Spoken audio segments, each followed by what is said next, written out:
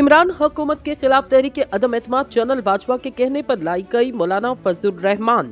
जमीयत उलमा इस्लाम के सरबराह मौलाना फजलुर रहमान ने कहा, इमरान खान के खिलाफ तहरीक अदम एतमाद की मूव पाकिस्तान पीपल्स पार्टी ने चलाई। इस दौरान इस वक्त के DGISI जनरल फैज हमीद मेरे पास आए और कहा, अगर आप लोग सिस्टम के अंदर से कुछ करते तो हमें एतराज नहीं होगा, लेकिन मैंने इनकार किया। मौलाना फजलुर रहमान का टीवी को दिए गए इंटरव्यू में मजीद कहना था, फिर जब PTI के लोग MQM और बाप टूट टूट कर आए तो कहा, क्या अब हमारे पास अक्सरियत है।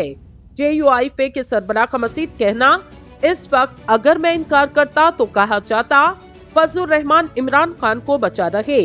अदम एतमाद से मुतल्लिक जनरल फैज और जनरल रिटायर्ड कमर जावेद बाजवा हमारे साथ राब्ते में रहे।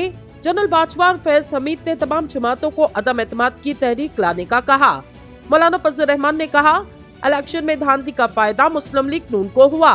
तासुर मौजूद नवाज शरीफ को लाहौर की सीट दी गई। PTI के खिलाफ अदम एतमाद के हक में नहीं था। 2024 के इलेक्शन चोरी हुए, किसी से कुछ पोशीदा नहीं।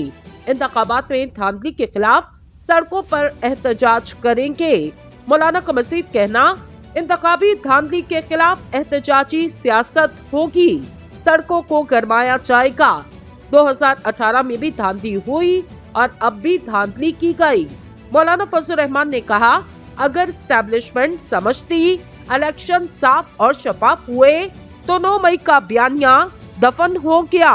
मौलाना फजलुर रहमान का कहना था, मैं अदम एतमाद से इनकार करता तो कहा जाता फजलुर रहमान ने बानी PTI को बचाया।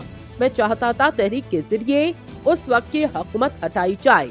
PTI के खिलाफ अदम एतमाद की तहरीक पाकिस्तान पीपल्स पार्टी चला रही थी। PTI की हुकूमत एस्टेब्लिशमेंट ने बनाई और इन्होंने ही घराई। सरबराह JUIF का कहना था, धांधली 2018 में हुई और अब भी हुई। इनका कहना है, अब फैसले ईवान में नहीं मैदान में होंगे। पिछला इत्तेहाद हुकूमत बनाने के लिए नहीं, एक तहरीक के लिए था।